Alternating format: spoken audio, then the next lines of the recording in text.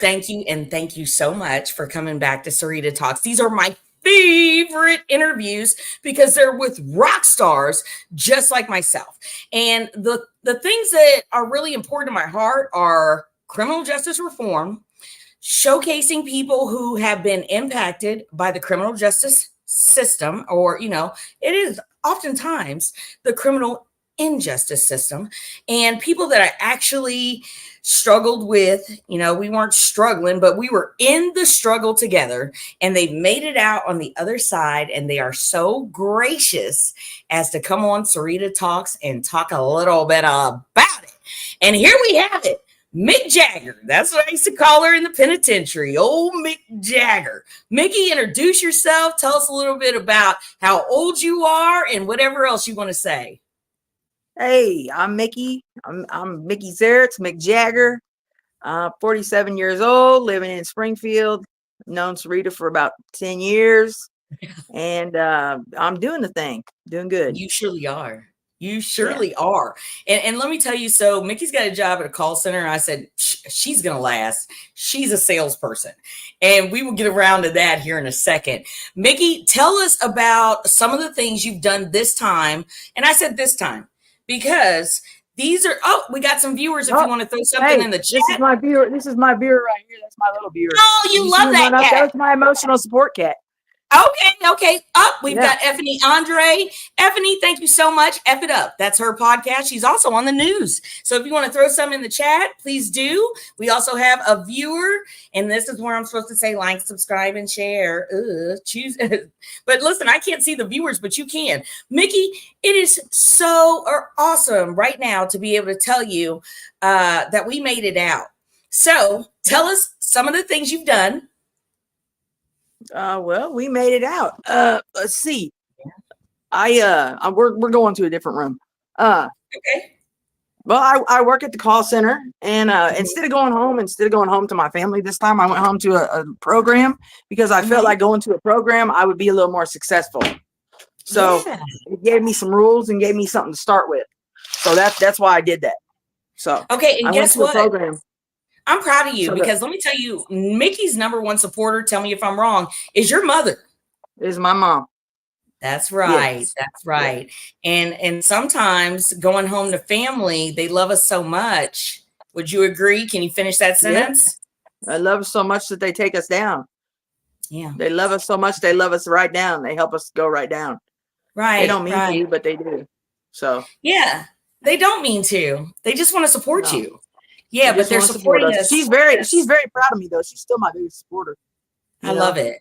Yeah, she is. I see you all the time with her. And I just love that. Me and my mom, we are like, two peas in a pod. So I want to get to recidivism because a lot of people want to put a face on recidivism. Like it's just, they love going to prison. First of all, that's absolutely incorrect. You have been to prison 3 times.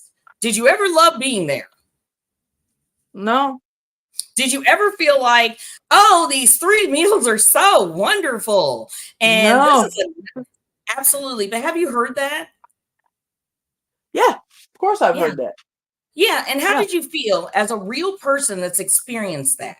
Tell us about that. I feel like they are so wrong for saying that. They're so wrong for that because, they don't know. They don't know what it is. They really don't. My cat was at the door. He was wanting in. So I had to let him in. My little cat. He doesn't like to go far away from me. What is the cat's name? Since we're the cat's part of the interview. His name is Mr. Littles. And if he'll stay still, I'll get him and show out. He's taken off. Anyway. Okay. This is Mr. Littles. Mr. Littles. And he is the emotional support cat right here. That's the main one right there. That's my man. That's my pride and joy. I love that cat. I made it work so he gets to live in sober living with me, okay? So that's my little right. And I bet he gets a lot of love there. He does get a lot of love there. He's spoiled rotten. Okay. Yep. Okay. So I want to talk about also, so the first lie is that people want to be in prison, and that is just absolutely incorrect. Let me tell you, I was in prison 14 and a half years. I was never happy that was where I was at. But I made myself happy because I always used to say, they might have my body, but they don't have my mind.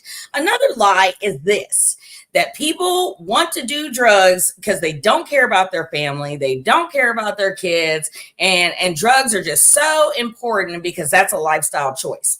Well, do you agree, Micki, or Micki? I don't even know where that. I've never called you Micki before in your life. I don't know where that came from either, but it's okay. Hey, Micki, how do you? Micki will eat anything. That's terrible. Anyways, shout out to being 45 over here. Give it to Micki. All right, so Micki, tell us about just addiction. Tell us about addiction. Is terrible. To be a slave to your addiction is terrible. It's a terrible way to live, man. I used to be a slave to my addiction. That was a terrible way to live. To wake up every morning and have my nose dripping and feeling sick because I didn't have no heroin. Yeah. I always would try to save the last shoe, the last piece, man, for the next day, but I always would end up doing it the night before, knowing that I was going to wake up on sick. And just figuring, I always dealt with it like this. I would do this, my hand, like I'll deal with that tomorrow. So that's how I would deal with it. Then I'd wake up and I'd have to deal with the whole cycle all over again. And did you love that lifestyle? Was that where you wanted to be? Absolutely. So that's lie number 2. Yeah. That's lie number 2, that we want to be in this situation because that's what it is. We want to be in this lifestyle that is basically killing us. You know, my mom has a friend and she might have a problem with gambling. And she said she wanted to call 1-800-BETS-OFF. And my mom's like, oh, you might want to be careful with that. I low-key snuck off and called her and said, do it. Because if you feel like there's an issue, do it. Because if I could have called 1-800, don't sell me crack, heroin, or meth, or any type of drug, I would have called it. And everybody in the United States would have got a hotline that, hey, don't sell her drugs. Would you have clicked that switch too, where you never could lust or want to go get drugs? I don't really know. I don't want to say yes or no. I may not have. I don't know. I was a slave to my addiction. You know, I never ever thought I would ever be. Right now. Right now, where you're at, would you click? Absolutely. Yeah. Absolutely. Yeah, absolutely. When you're in the addiction, though, you are a slave. Yeah. Okay, so when we were talking a little bit before the show started, I asked you this. So would you attribute all 3 of your trips to the penitentiary on drug use? Yes. Every crime I've ever committed had to do with drug use. Okay. Do you want to tell us a little bit about it? I mean, I used to steal a lot. It was for my drug use. You know? Right. So the population of, nothing. I don't know.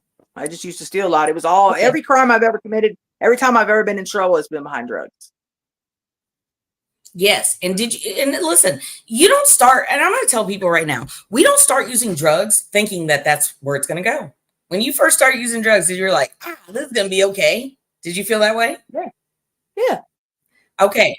So when you make it to prison and you get a little time to sober up and you get a chance to reflect, because that's what happened to me. And I tell people, I unabashedly, that's a good word, unabashedly, that I was on drugs. Okay. And if I didn't get a 14.5-year sentence, first of all, they could have gave me like 8 or 10 because they really listen, I feel like in a year I could have got it together. Regardless, though, if I wouldn't have committed the heinous crime that I did and been there so long, because a lot of people, and can you agree with this, that a lot of people who have a lot of time are super judgmental on people who come back? Yeah. And I used to say this too, don't block your blessing. And I'm here to tell you right now, if I would have got out from county jail, I would be dead. I would be dead, or I wouldn't be recognizable because I would have went back to the evil addiction of drugs. Does that make me a bad person? No. Does it make you a bad person? Clearly, no. Mr. Littles knows you're a good person. Mr. Littles knows your heart, right? Yeah. So tell us about some of the things you've been doing since you got out, because I know that you're the biggest rock star at the call center. Micki is a salesperson. I don't know why Micki is so not charismatic in this moment. Turn it up, buddy. You're on. Up, buddy. Yeah. Maybe I'm nervous. Okay. I'm a little nervous, Sarita. I'm not That's used how to she doing did me in prison too. Charismatic. Okay. Anyway, but I know you got it in you. Charismatic. I know you got it in you. Okay, I do have it in me. Okay, so maybe Micki will perk up on one of these. Okay, so me and Micki, because prison, you have to do, you don't have to, but there's certain You things that have people do to. to survive. Okay, like hustles. Maybe you'll perk up for this one. Okay, so I had a hustle, and Micki had hustles too. All right, and Micki would always try and cut my throat, and I would find out about it because you would lowball the deals that I had going on. Now these weren't drug deals. Okay, like clearly I was not the Pablo Escobar of the penitentiary. Clearly, we're talking about like meats of canteen. So Mickey's 47, I'm 45. Clearly, while this is happening, we are in our 40s, beefing over meats on Meat. canteen. Yeah. And who can get the better deal for things like that? Now, there were cigarettes at one point too. So that was a whole nother animal because I was a smoker. So, clearly I don't smoke anymore. Thank God. I don't either. Huh? I don't either. Yes. First of I all, don't have no desire. No desire. That's right. That's right. So cigarettes were a whole other animal. So Micki, half the time that I knew you, we were 50-50 friends. Would you agree? Yes. Yes, we were. Like I wanted to like Micki, I wanted to love on her, but then you would come and cut my throat. However, when you get out the gate and you think about how petty that is, like clearly Yeah. I called a former roommate probably four months ago because she got thank you, Effany. She threw us a like. I called a former roommate like 4 months ago and told her she owed me $5 just to get a laugh out of her. Because really? Yeah. I was like, you still owe me $5. Anyways, and we had a whole conversation about that. But when you get out here and you look back about how it was so based on, control and I guess like whatever you were being perceived as, and you just always had to, it was always a struggle. It was always a struggle. But Micki, let me tell you, one of the people that I'm proud of is you. Well, thank you.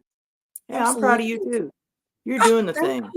You deserve it, though. You deserve it. And I really feel like that's a lot of times when we come in and out that people don't see our value. And what makes it so bad is that's another reason why people don't like being in prison. I alluded to long timers because I was a long timer. They were always so quick to judge. And I said, hey, God's still working on their testimony, and don't block your blessing by worrying about what somebody else is doing. Just be happy that they made it back. Were there ever times where in addiction you didn't know if you were gonna live or die?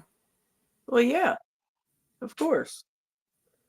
Of course there was times. I mean, I don't have any exact examples, but yes, there was plenty of times. I mean, I overdosed 5 times. So yeah. And did your mom know that?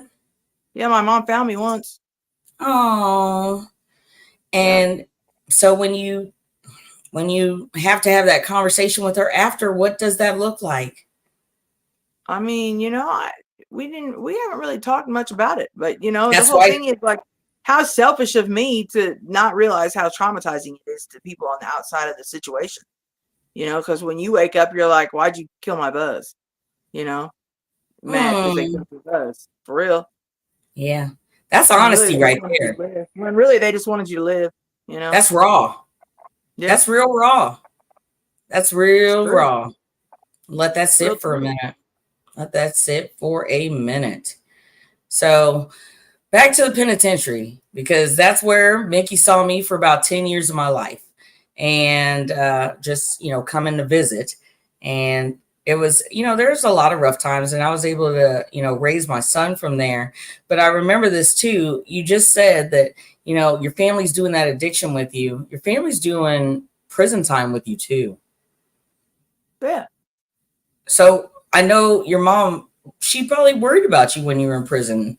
Was there, no, she actually worried a lot less when I was in prison. Oh yeah, tell us why for the people that don't understand.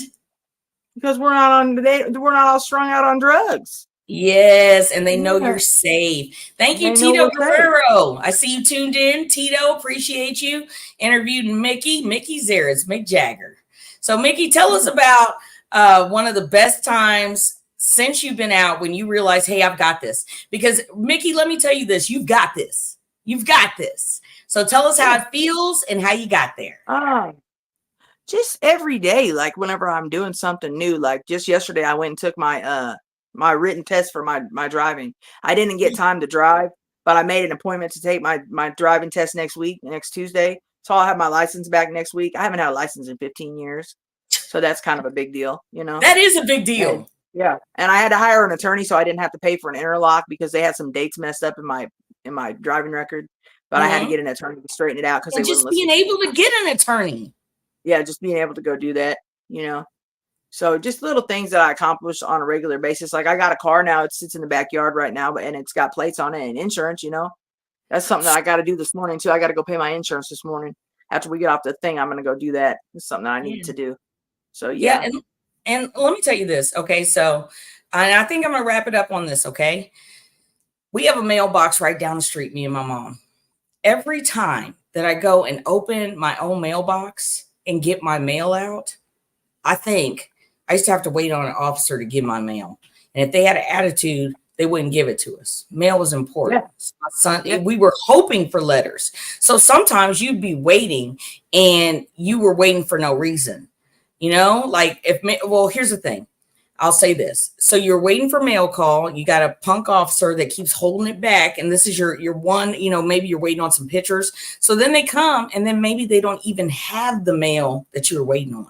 And you went through every name and the you know, the feeling, and now we don't even get mail. So little gratitudes and little blessings. Like I remember I got in a small wreck in Kansas City going to visit my parents. And I got a Christian lady, all my ladies from church are on my text thread. And they're like, oh my gosh. And in that moment when that little wreck happened, I said, I don't have to go home and tell my child we don't have a car anymore. Because I didn't have insurance and I didn't have money to get it fixed. Now, this was before I was really on drugs, but I was struggling as a single parent, you know, so just to be able to have a car that I know I can get fixed, that is paid for, that it doesn't have to break down for me to lose everything. And that's how it goes. Yeah. Micki, tell us something before we go. Tell us what? Tell us something before we go. Just end the show for us. Tell us how God's got you where you're headed. Just having the freedom to go in there and fix something to eat when you're hungry, whatever you want, not what they want to feed you. Out of the refrigerator. And if you don't have what you want, you get to leave and go get it because you're free and you can do that. You know, you ain't got to go to the store once a week. So just good deal, you know? Yeah. And let me, amen. And let me tell